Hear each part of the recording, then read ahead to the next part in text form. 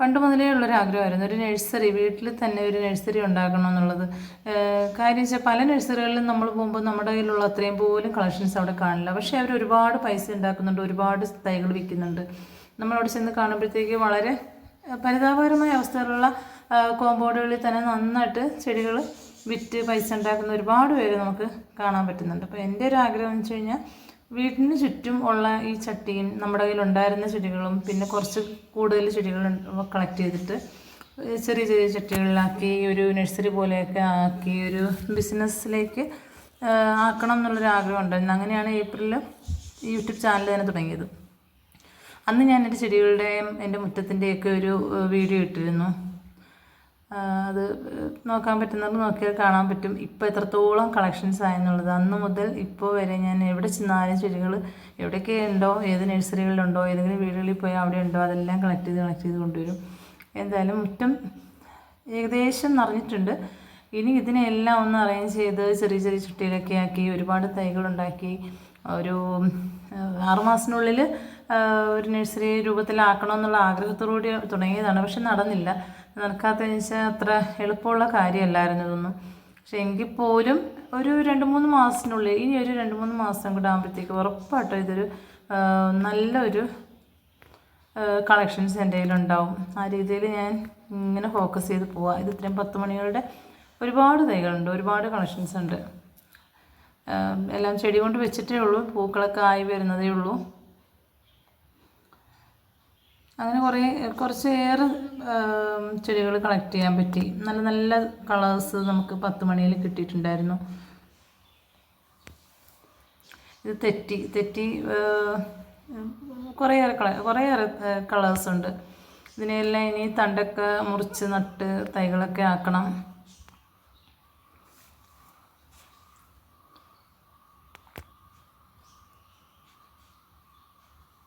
Pink ഷെയ്ഡൊക്കെ ആണെങ്കിൽ നല്ല ഭംഗിയാണ്. നിറയെ നമുക്ക് നോക്കി ഇതിപ്പോൾ എനിക്ക് അധികം ശ്രദ്ധിക്കാനായിട്ട് ചെടികളെ അത്ര നോക്കാനായിട്ട് പറ്റാറില്ല. എനിക്ക് പോലും മാക്സിമം ഞാൻ ട്രൈ ചെയ്യാറുണ്ട്.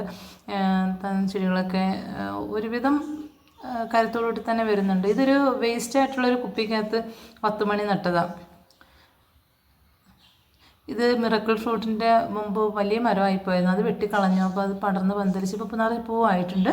അതിനകത്തേക്ക് ശംഖുപുഷ്പം പടർത്തി വിട്ടു എൻ്റെ മുകളിലേക്ക്. ശംഖുപുഷ്പം കുറേ പൂക്കളൊക്കെ ആയിട്ടുണ്ട്. ഇത് നമ്മൾ രാവിലെ കട്ടൻ ചായ ഇടുമ്പോഴത്തേക്ക് അതിലേക്ക് 2 പൂവിട്ട് തിളപ്പിച്ച് കഴിഞ്ഞാൽ നല്ലൊരു ഉന്മേഷമാണ് നമുക്ക്. ഈ ചെടികൾ കുറേ ഉണ്ട്. ഇതിൻ്റെ അകത്ത് ഈ പൂവ് കാണാൻ ഒരുപാട് ലൈഫ് ഈ പൂവിനില്ലെങ്കിലും ഇത് നിറഞ്ഞു നിൽക്കുന്ന കാണാൻ വളരെ ഭംഗിയാണ്. ഈ ചെടിയുടെ ഒന്നും പേരൊന്നും എനിക്കറിയത്തില്ല, പേരെല്ലാം ഇനി പഠിച്ചെടുക്കണം. ഇത് ഓക്സിജൻ പ്ലാന്റ് എനിക്ക് ഏറ്റവും ഇഷ്ടമുള്ളൊരു ചെടിയാണ്. എവിടെ വെച്ച് കഴിഞ്ഞാലും അത് ഒരുപാട് വെള്ളമൊന്നും വേണ്ട, കുറേ ദിവസമൊക്കെ ഒരു പച്ചയായിട്ട് നിന്നോളും. പിന്നെ ഒരു പക്ഷേ എന്ന് വെച്ചാൽ പാമ്പ് വന്ന് ഇതിനകത്ത് കിടക്കുമെന്നും പറയുന്നുണ്ട്, പാമ്പ് ഇതിനോട് അടുക്കത്തില്ലെന്നും പറയുന്നുണ്ട്. എന്തായാലും എനിക്ക് അനുഭവമില്ല.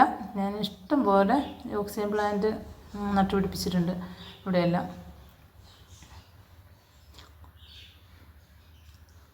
ഇതെല്ലാം ഞാൻ ഓൺലൈനിൽ ഈ ചട്ടികൾ വാങ്ങിച്ചിട്ട് ഇതുപോലെ ചെടികൾ നട്ടിട്ടേ ഉള്ളൂ, പിടിച്ച് വരുന്നതേ ഉള്ളൂ. ഈ ചട്ടി നമ്മൾ പുറത്ത് പോയി വാങ്ങിക്കുന്നതിനേക്കാളും ഒരു 10 രൂപ വെച്ച് എനിക്ക് കിട്ടിയിട്ടുണ്ടായിരുന്നു ഓൺലൈനിൽ വാങ്ങിച്ചപ്പോഴത്തേക്ക്. അപ്പോൾ കുറേ എണ്ണം ഒരു 10-50 എണ്ണമൊക്കെ വാങ്ങിച്ചപ്പോഴത്തേക്ക് കുറച്ച് ലാഭം ഉണ്ടായിരുന്നു. ഇതിനകത്ത് ഏറ്റവും കൂടുതൽ ലാൻഡ് ഓർക്കിഡ് നന്നായിട്ട് വരുന്നുണ്ട്. ഇപ്പം മഴയും കൂടെ കിട്ടി, മഴയൊന്നും മാറി വെയിലും മഴയും കൂടെ ഉള്ളൊരു കാലാവസ്ഥ ആയപ്പോഴത്തേക്ക് അതിനകത്തെല്ലാം പൂവിട്ടിട്ടുണ്ടായിരുന്നു.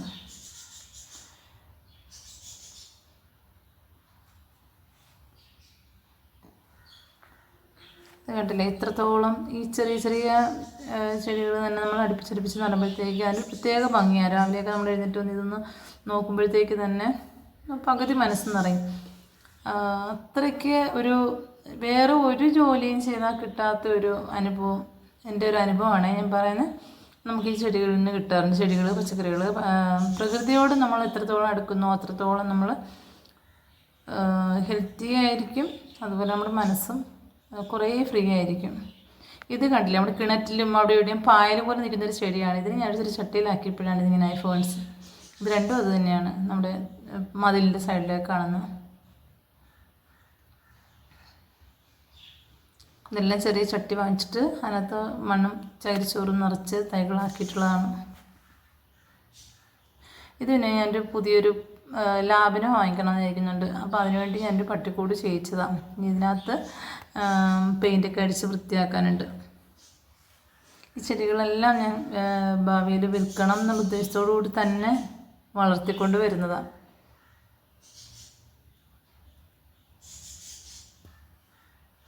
ഈ സ്റ്റാൻഡുകളൊക്കെ പഴയ മുയൽക്കൂടിൻ്റെയൊക്കെ തട്ടും അതെല്ലാം പൊളിഞ്ഞതും എല്ലാം വെച്ച് ചെയ്യിച്ച സ്റ്റാൻഡുകൾ.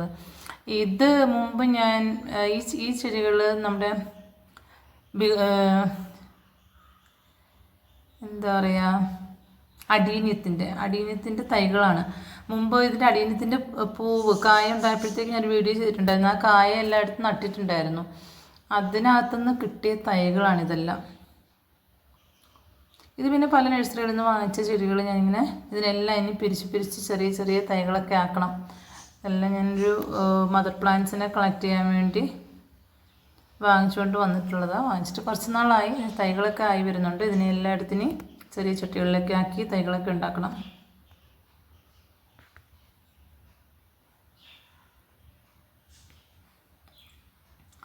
കുറച്ചേറെ കളക്ട് ചെയ്യാൻ പറ്റിയിട്ടുണ്ട്. പിന്നെ നമുക്കിത് നാട്ടിൻപുറത്ത് അന്യം എന്ന് തോന്നുന്ന ചെടികൾ തന്നെ അടുപ്പിച്ചടുപ്പിച്ച് നമ്മുടെ വീടുകളിൽ കൊണ്ടുവന്ന് ചട്ടിയിലേക്ക് ആക്കി വെക്കുമ്പോൾ തന്നെ അതിനൊരു പ്രത്യേക ഭംഗി ഫീൽ ചെയ്യാറുണ്ട്.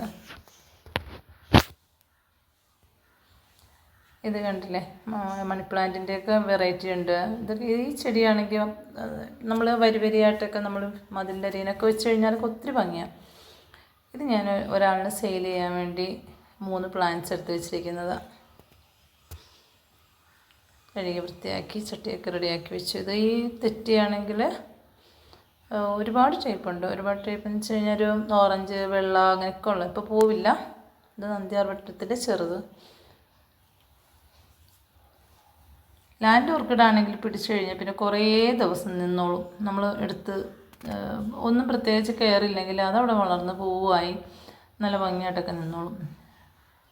നമ്മുടെ പുരയിടത്തിലേക്ക് അടുത്ത പറമ്പിലെ ഇലയെല്ലാം കൂടെ എപ്പോഴും ഇല വീഴക്കുക. അതുകൊണ്ട് ചെടികളുടെ ഇടയ്ക്കെല്ലാം എപ്പോഴും ഇങ്ങനെ ചവറ് വീണെടുക്കും. എപ്പോഴും തൂക്കാനൊന്നും പറ്റാറില്ലേ. ഇതാണ് അടീന്യത്തിൻ്റെ തൈകൾ. ഇത് പല കളറിലുണ്ട്, ചുവപ്പ്, വെള്ള എല്ലാം ഉണ്ട്. മഞ്ഞ, ചുവപ്പ്, വെള്ള. ഇത് ഈന്തപ്പന തനിയെ കിളിച്ച് വരുന്ന നമ്മൾ ശ്രദ്ധിച്ചിട്ടുണ്ടോ? നമ്മൾ കഴിച്ചിട്ട് ഇട്ടിരിക്കുന്ന ഈന്തപ്പന ഒരു കോല് പോലൊരു തണ്ട് വരും, അതിനെ എടുത്ത് കുഴിച്ച് വെച്ചതാണ്.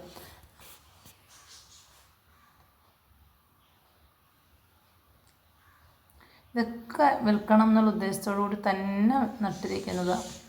ഇത് നേരത്തെ കാണിച്ച ചെടികൾ തന്നെ വീണ്ടും കാണുന്നുണ്ട്. അത് തന്നെയല്ല, അത് അവിടെ ഇവിടെ എല്ലാം മാറി മാറി ഇരിപ്പുണ്ട്. അപ്പം ഞാനിങ്ങനെ വീഡിയോ എടുത്ത് പോകുന്ന വഴിക്ക് ഇങ്ങനെ യൂട്യൂബ് ചാനൽ ഇടണം എന്നുള്ള വിചാരത്തോടു കൂടിയൊന്നും അല്ലല്ലോ നമ്മളിപ്പം തൽക്കാലം നടുന്നത്. അപ്പോൾ അവിടെ ഇവിടെ എല്ലാം എടുത്ത് വെച്ചിട്ടുണ്ട്. അതെല്ലാം ഞാനൊരു ഇങ്ങനെ ഓടിച്ചിട്ടെടുക്കുന്നുള്ളതേ ഉള്ളൂ.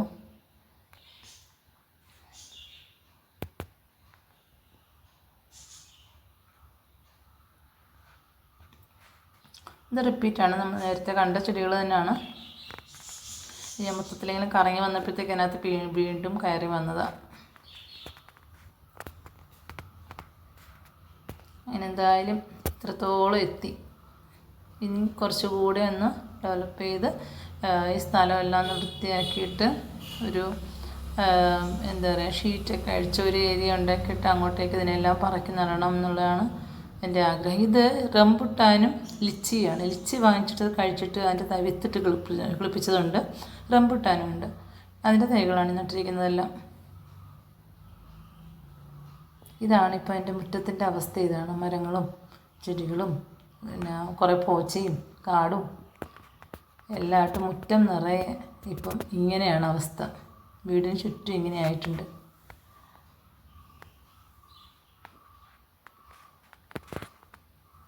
ഇനി ഇതിനെല്ലാം ഒന്ന് അറേഞ്ച് ചെയ്ത് വെക്കണം.